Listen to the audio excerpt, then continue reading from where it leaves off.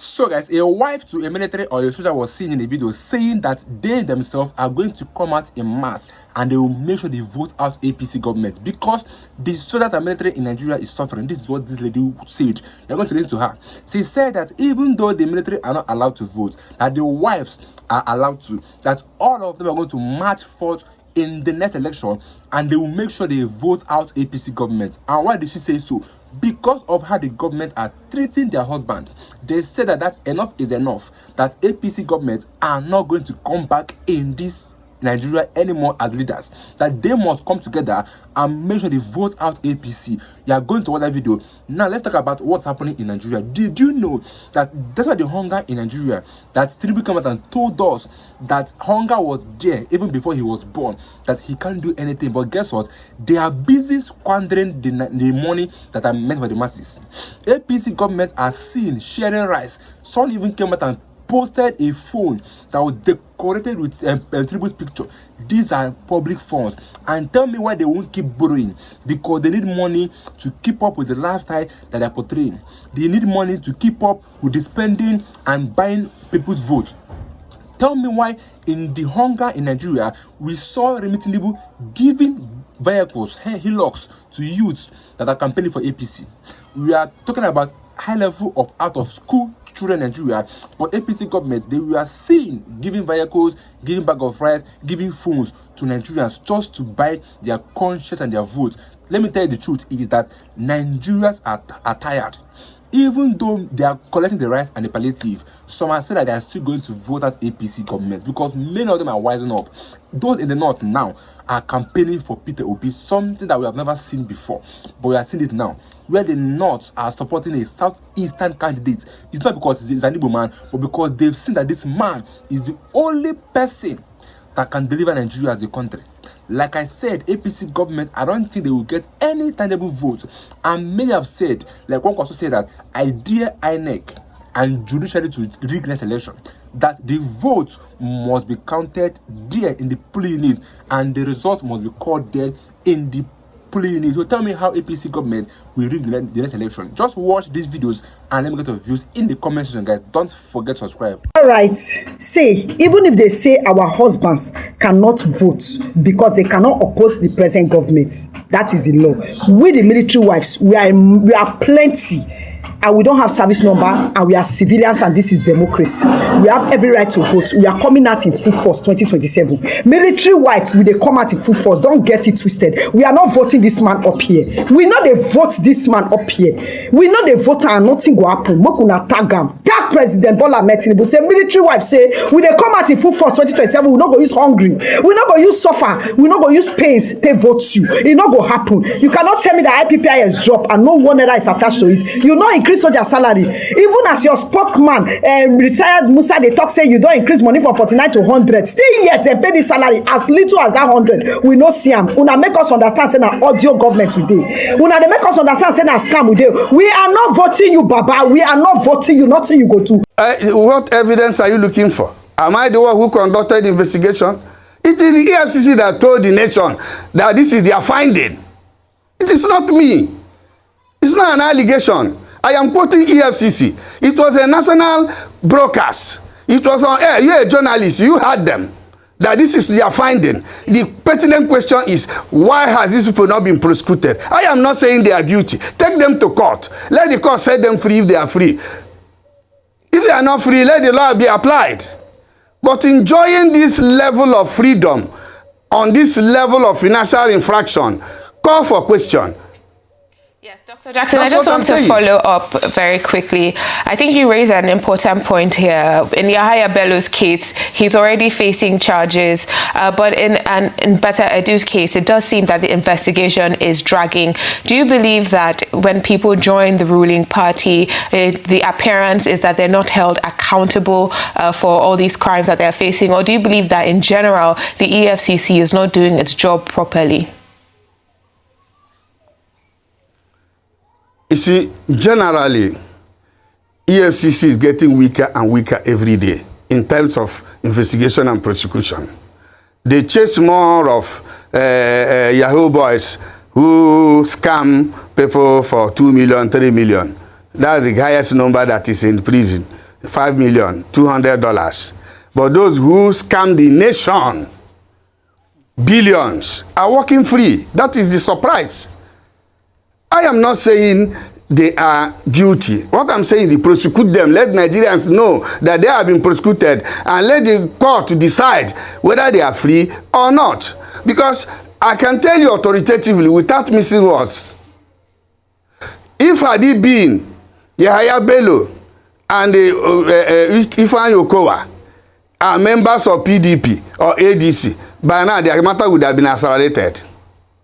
We are Nigerians. We are not daft. For crying out loud, we did not escape from psychiatric hospital untreated. We are aware of what is happening in our society. So these things are there. The body language of the ruling government is there. So what is good for the geese is good for the gander. A society where there are two laws governing the same society, you are looking for something strange. As long as I'm concerned. What was the inflation rate before and what was it? See, that's why I keep asking. Okay, and they say our reserve, foreign reserve is growing. I know it's about 52 billion now. Okay, how has that? $2 billion. Yes, because the crude oil price went up. So we are selling for how much? You know, so a lot of money is coming in. And they are spending money outside the budget they are not accounting for. The governors are praising the president to high heavens. The money that they were using to for what they call energy security, that's to pay for subsidy. Yes. Was federation money that belongs to federal, state, local government. So it was a security issue because if there's no petrol, it's too expensive, there will be crisis. So they were taking that money directly from the federation account to pay subsidy.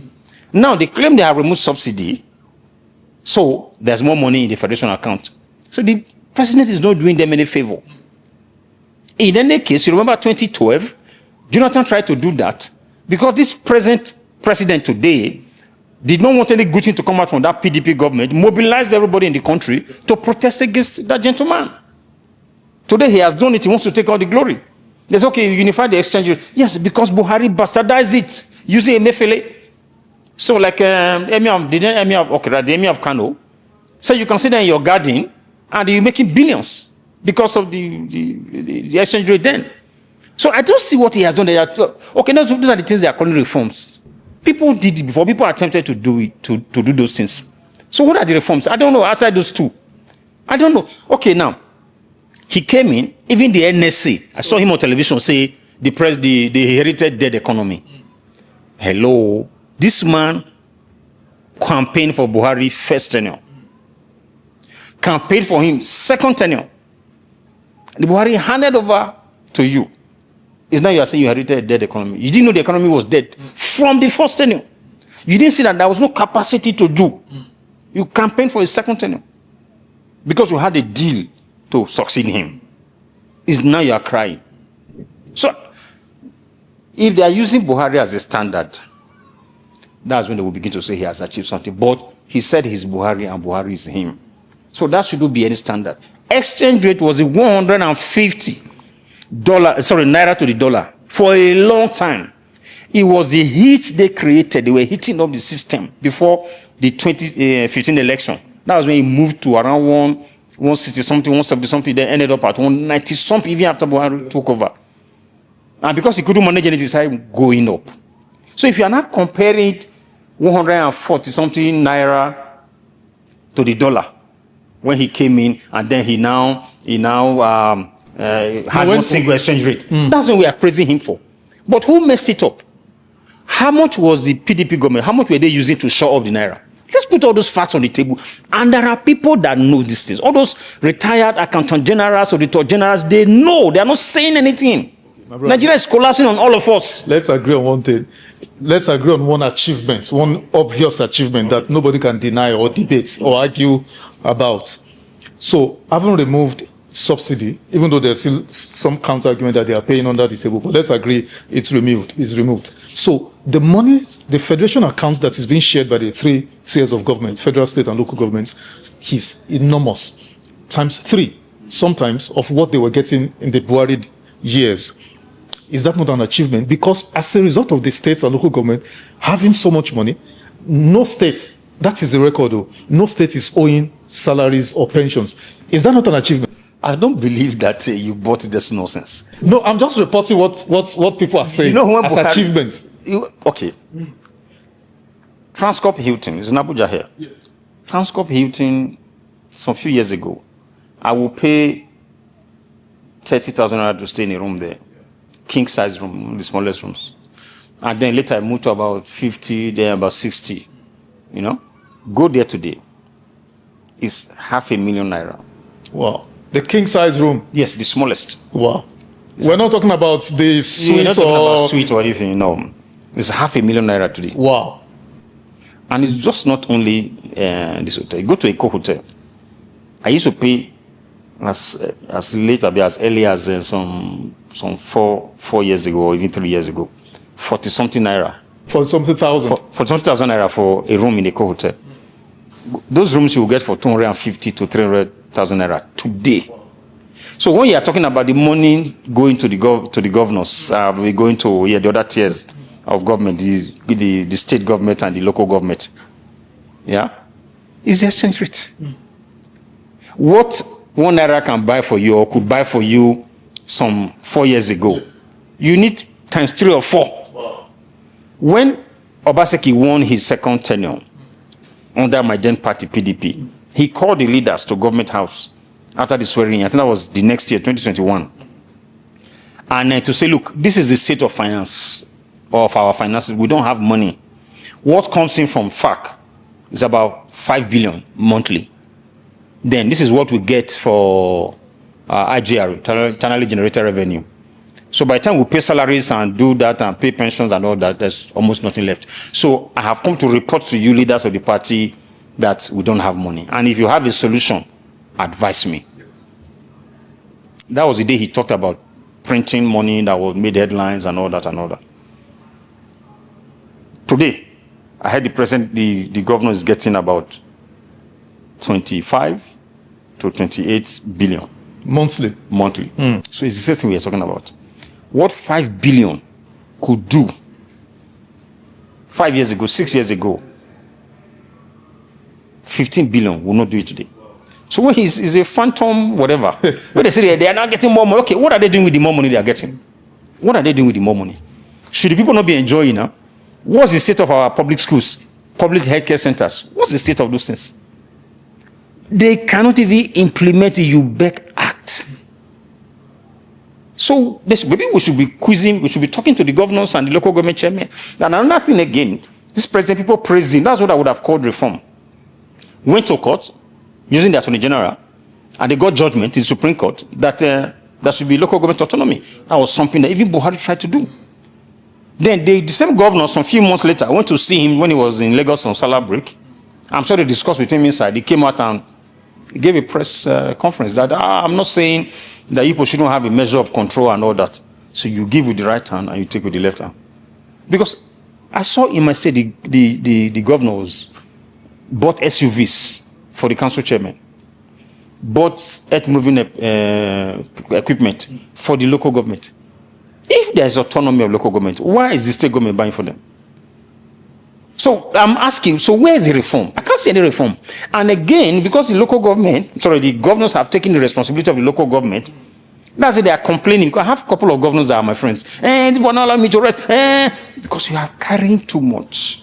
Allow the local government to do their bit. When Professor Suba was the governor of Edo State, every month, that money goes into JAC, the joint account. The the local government chairman will come to Benin. The commissioner on local government, who was my friend too. Oh, yeah, he's my friend. Then the deputy governor and the governor and his team, they will meet with them. So give us the project you have to use this money for. When they give them, they will review it and release the money. At the end, when you're coming to collect the other one, they will revisit what you brought before to make sure that you actually utilize the money. If you have long-term projects that some money will be going to that project every month or every quarter, they know. Mm-hmm. But they're not holding your money. They just want to be sure that you are using the money judiciously. Exactly. But that's not what is happening today. Something about, that is being, this administration is being criticized heavily for, is the fiscal, what is called fiscal recklessness. Not my word. That's what analysts, experts are saying every day. And they cite examples of I'm sure you saw Senator Adamu Aliero, Senator Monguno on the floor of the Senate. Telling off the and those are APC members. And they're APC ministers. In fact, that's what actually worried me, because they are APC members. And this maybe because all of us have shouted, have hollered that, okay, this Senate is worse than rubber stamp. Maybe now they suddenly they've come out of their maybe enchantment or spell or whatever is finally broken. They were telling the finance minister pointedly that this is an impeachable offense. I saw them with my own koro eyes, like we say here in Nigeria, that 2025 budget, capital component of it has not been performed, maybe 30%, and they've shifted it up to September. The 2026 appropriation, capital component of it has not even been touched at all. So the question everybody is asking, the question on everybody's lips, where are these huge savings from the subsidy? Where is it going to?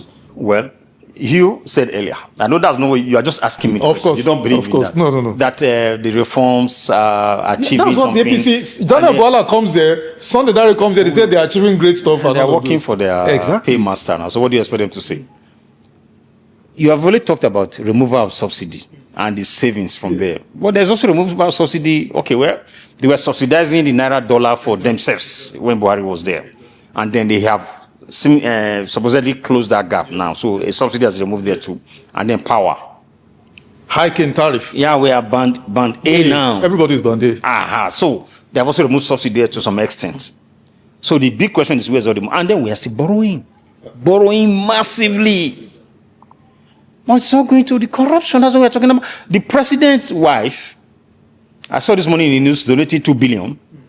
Then the president's son, City Boys, they are the only people doing philanthropy in this country today. And we have anti-graft agencies not inviting them. The other day I saw they were inviting Mama P and Peter Akan. Like the Peter Akan guy said, you're inviting people that have to borrow money for T-Fare to take Uber to come and meet you. The people snatching away the billions, you're not inviting them. So has EFCC bothered to check? They have SCUMO. Then so that they check monies that are coming to our account. Can they tell Nigerians the money the first lady is spending? Because it's not in the budget, Nigerian budget. Same thing with the son of the president. That they are buying vehicles, where is that money coming from? It's all corruption. I'm not just talking about the son and the wife. Everybody around them.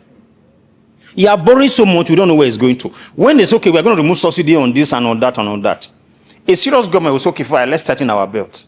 We have tightened our belt. We're compared. But they have losing their own. So that's why you cannot see any savings. If you are saving money, why are you borrowing so much? That is the question on the lips of everybody. But the few benefiting from it are clapping their hands and say, oh, they are doing well. Somebody says they did a 3-kilometer road. So, with how much? They are building flyover. With how much? So, it's just a cesspool of corruption and nothing else. And because we can see it. I can see it. Now, they say we should clap for them. They have done something about security. What were you elected to do? You campaigned with it. I pray that they can solve their problem. But I don't think they're even ready. Because everybody is making money from the insecurity. Everybody. Even the power. We know the biggest problem we have in this country today is power. Not just for our comfort. If you want to industrialize, you need power. I will send you the resume of the new Minister of Power. He's a civil engineer. But most of the things there are just accounting and tax. So it was a PwC, with a serious government that really wants to solve the power problem, put such a man as... He's a nice guy. Don't get me wrong. Will you put such a person as the Minister of Power? Although, in fairness to the President again, I must say, as a minister, he's an administrator. Just to drive the policies of the government in that parastatal or in that ministry. Because you already have people working there just to guide and direct. But I would have thought people that have hands-on experience, whether home or abroad, that people you should bring in to drive it. So these guys don't care about governance. It's how to win the next election and perpetuate themselves in power. That's why monies are moving and flying, and so many people are buried in poverty. And that is why we must come together and kick out this government. No matter how much money they have started aside. I said the other time, and I repeat it here, In this next election, not INEC, not security, not the judiciary will determine the outcome. But we must come together to achieve that. Let me ask you before we forget. So, in assessing this government still, their achievements or the lack of it thereof, insecurity is another big issue confronting this country. In the first case, is it maladministration or the poor governance that's leading to the insecurity? But the people that are entrusted from the presidency down to the full soldiers on ground to make sure that we are secured, are making money from it. That Baba Ahmed, the national chairman of Dr. Hakim Baba Ahmed, national chairman of PRP. I saw the clip when he talked about how his nephew was released and how they missed their way. The people and then he was an advisor to the president at that time. How the people, when they were taking the money, missed their way, and 3 different checkpoints or 2 army guided ahead of another one too, that a similar thing happened. So is that and those people have been there. Like somebody asked, these people have mobile phones. Yes, they might move away from there to go and make those calls, but you can't track. That's even one. So the point I'm trying to make is, they are kidnapping people. Government is paying ransom to make, because you know how they rode on the back of the Chibok girls to get to power. And it's even worse now. If you are not paying ransom, why is this still happening? Because it would take an effort to get guns together, to move into a location, to kidnap people, to move them to a location, and to be feeding them. Only to wake up one day and say, okay, we are letting them go. Because it's a business. They have invested money, time, and everything. Without getting paid back, they will let them go. So they are the ones that do not know that we know that they are paying bandits to release people. And I also think there is a lot of the people, if I dare say maybe security people, involved in this whole thing. That's the truth. Until we have a serious government that says, I have been elected to watch over you, and that's what I will do. Peter Obi said, from day one, it's going to be war. That's what it should be. It should be war. It's either you change or we eliminate you. The Orire one, I was outside the country and I saw the video that was put out by the federal government. This is not one individual. When after viewing it, I said to my wife that, this is a poorly scripted Nollywood movie. That they didn't even get any person to help them write the script. There was coat of arms in it and they were playing music. We saw soldiers move. We saw tanks move. They cross water and all that. So that's the effort. But we didn't see anybody shooting anything. A helicopter moved. The next thing, the people were in a place that looked like a primary school or something. And they were entering buses. No, we didn't hear any gunshot or anything. So that was not recorded. If you ask me, there's not even a military man. So guys, you have seen that Nigerians are tired of APC government. When I mean Nigeria, I mean everybody in Nigeria today is tired of this APC government, because the level of nonchalance, the level of hunger, the level of unemployment, the level of out of school children, the level of insecurity, the level of many things happening in Nigeria are happening under APC government. So tell me why people will not get tired of APC government. They are all calling that Tinubu should resign, that Tinubu should step down for someone else to lead. And the funny part is that PW stands to be the only candidate the whole Nigerians are vouching for. They are campaigning for PW in the north, in the south, every area in Nigeria. They are campaigning for Peter Obi because they know that this man has proven to be the best candidate. Like I said, that was a military wife that came out and was urging other people's wives to come out and make sure they cast their vote against APC government, because they have suffered. They know that their husbands are not being taken care of by this government. This government that spends money to rehabilitate terrorists, but they cannot spend that amount of money on their security. This is how they arrested Justice Crime, because he came out and exposed how the well-being of our military are not being taken care of. He was arrested by the DSS. They don't want anybody speaking against them in Nigeria. They don't want anybody standing against them in Nigeria. That is why they are going the way they are going. Meanwhile, guys, let me go to your views, and don't forget your views. I will see you guys in my next video.